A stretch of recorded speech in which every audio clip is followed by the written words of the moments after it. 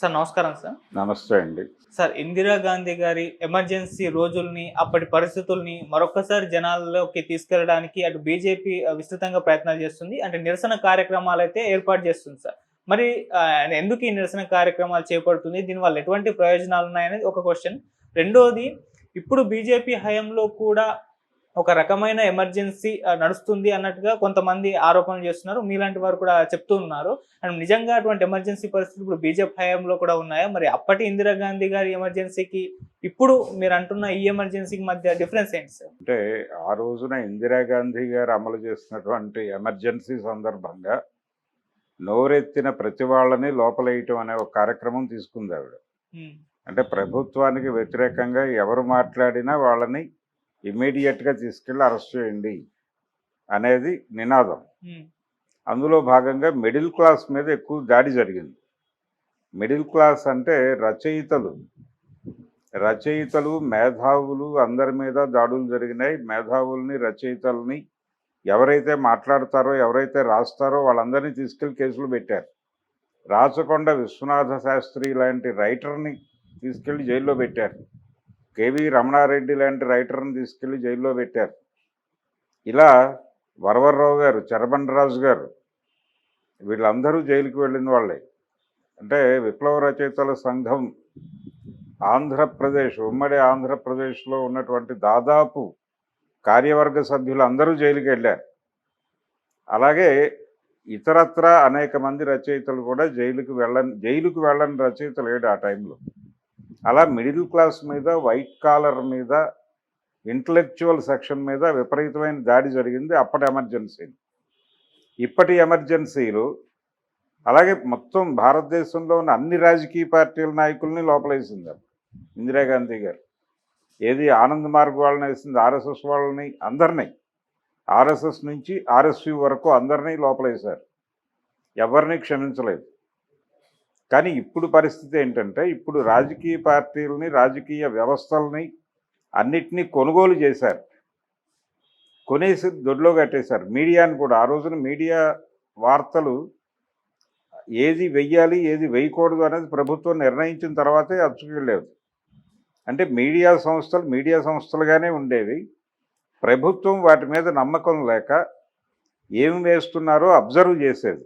ఒకవేళ వాళ్ళకి వ్యతిరేకంగా రాస్తే అరెస్ట్ చేసేవాళ్ళు, కేసులు పెట్టేవాళ్ళు. ఇప్పుడు పరిస్థితి ఏంటి? మీడియాని టోటల్గా కొనేశారు. మీడియా ఏం రాయాలో కలెక్టర్ ఎవరో చెప్పక్కర్లేదు, అసలు లైనే డిసైడెడ్. ఏం రాయాలో వాళ్ళకి ముందే తెలుసు, అది మాత్రమే రాస్తారు. పత్రిక యజమానులే, టీవీ ఛానల్ యజమాని గారే లైన్ డిసైడ్ చేసి తన దగ్గరున్న సిబ్బందికి చెప్తారు, అయ్యా మనం బలానా పొలిటికల్ పార్టీని మొయ్యాల్సి ఉంటుంది, బలానా భావజాలాన్ని మొయ్యాల్సి ఉంటుంది, ఆ పని మీద ఉండండి అందరూ అని ఒక లైన్ ఇచ్చేస్తున్నారు. ఇది ఇప్పటి పరిస్థితి. ఆ రోజున పరిస్థితి అది. అందుకని ఇప్పుడు అరెస్టులు కనిపించట్లా మీకు కంటికి. సరెండర్లు, అప్పుడు అరెస్టులు, ఇప్పుడు సరెండర్లు. అప్పుడు అరెస్టులు, ఇప్పుడు కొనుగోళ్ళు. రాజకీయ పార్టీలను కూడా కొనేసి దొడ్లో కట్టేశారు. కాంగ్రెస్ పార్టీలో కూడా నేను సిడబ్ల్యూసీలో ఎవరితో ఏం మాట్లాడాలో నాకు భయం వేస్తుంది అని సాక్షాత్తు రాహుల్ గాంధీ గారు ఈ మధ్య వాపోయాడు.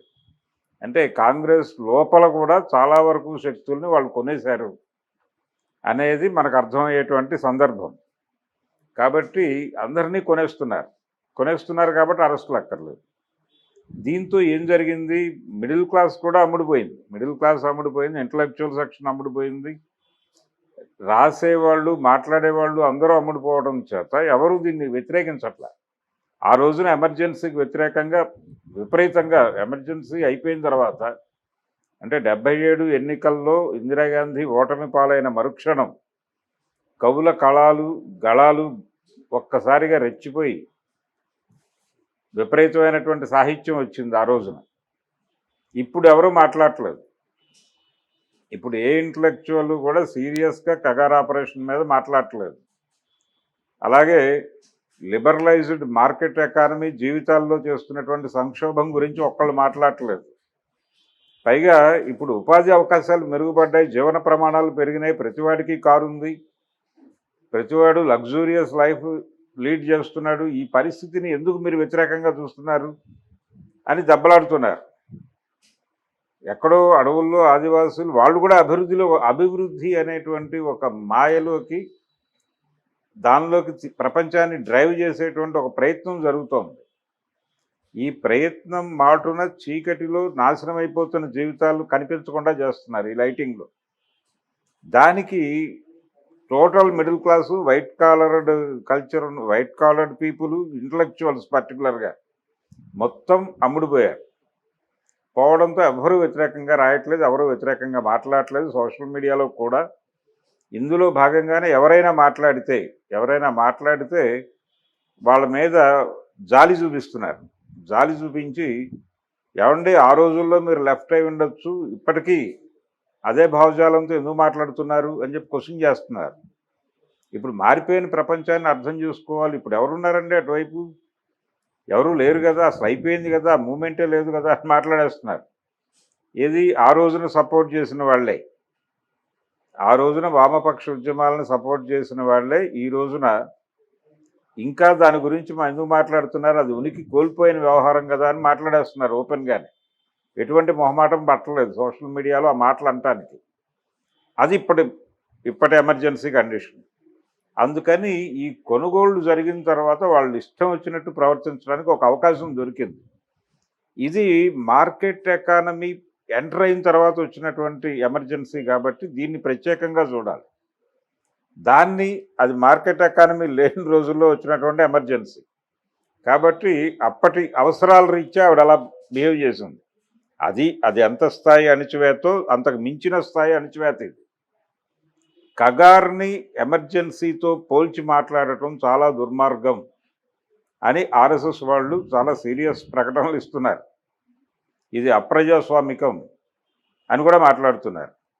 ఈ మాట్లాడే క్రమంలో వీళ్ళందరూ కూడా కాంగ్రెస్ పార్టీకి అమ్ముడుపోయారు అని కూడా మాట్లాడుతూ దాన్ని కంపేర్ చేస్తున్నారంటే మీరు కాంగ్రెస్ పార్టీకి అమ్ముడుపోయి న్యూట్రలైజ్ చేసే ప్రయత్నం చేస్తున్నారు ఇందిరాగాంధీని అని ఒక దాడి మొదలుపెట్టేసింది ఆర్ఎస్ఎస్. మొదలుపెట్టేసి వాళ్ళ పత్రికల్లోనూ వాళ్ళ సోషల్ మీడియా ప్లాట్ఫామ్స్లోనూ ఇప్పుడు కగారు గురించి మాట్లాడుతున్న వాళ్ళ మీద విషం చిమ్మటం అనే కార్యక్రమం స్టార్ట్ అయి నడిచిపోతోంది. అంటే ఇంటలెక్చువల్ ఏరియాలో కగారు ఆపరేషన్ జరుగుతోంది. నెక్స్ట్ టార్గెట్ అంటే 26 మార్చి 31 తర్వాత మా టార్గెట్ అర్బన్ నక్సల్స్ అని చెప్పి ఆయన ఆల్రెడీ చెప్పాడు. ఇక్కడ సోషల్ మీడియాలో ముందే మొదలైంది. 6 నెలల ముందే వీళ్ళు దాడులు మొదలుపెట్టేశారు. సో అప్పటి ఎమర్జెన్సీని మించినటువంటి ఎమర్జెన్సీ ఇప్పుడు రకరకాలుగా జరుగుతోంది. అంటే ఎవరైతే సఫరర్స్ ఉన్నారో ఇప్పుడు ఆదివాసీలని రోడ్డు మీద గెంటేస్తున్నారు, నిర్వాసితుల్ని చేస్తున్నారు. రేపు పొద్దున వీళ్ళందరూ బెచ్చగాళ్ళుగా మారుతారు. దీనికి ఎవడు జవాబుదారీ అంటే ఎవడు మాట్లాడు. అభివృద్ధి కింద నాశనం అయిపోతారు. ఇప్పుడు ఈ మధ్యకాలంలో అమరావతి రైతులు ఓపెన్గా వీడియోలు చేసి సర్క్యులేట్ చేస్తున్నారు.